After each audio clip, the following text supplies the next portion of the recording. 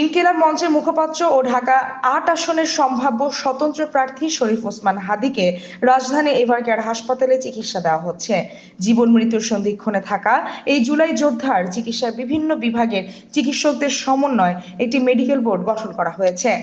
Critical care মেডিসিনের senior consultant ও বিভাগীয় প্রধান অধ্যাপক ডাক্তার মোহাম্মদ জাফর ইকবালের নেতৃত্বে শনিবার বেলা 11:30টার দিকে এই বোর্ড গঠন করা হয়।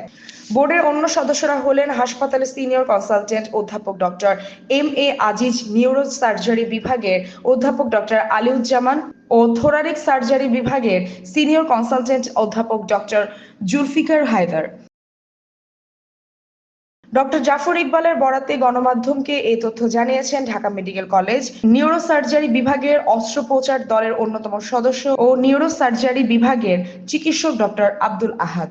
আব্দুল আহাদ বলেন, ওসমান হাদির অবস্থা স্থিতিশীল রয়েছে। আপাতত নতুন করে কোনো অপারেশনে যাওয়া হবে না। ওষুধ ও আনুষঙ্গিক চিকিৎসা চলবে। এর আগে শুক্রবার সন্ধ্যা 7:30টার দিকে পরিবারের সিদ্ধান্তে ওসমান হাদিকে ঢাকা মেডিকেল কলেজ হাসপাতাল থেকে রাজধানীর এভারকেয়ারে নেওয়া হয়েছে।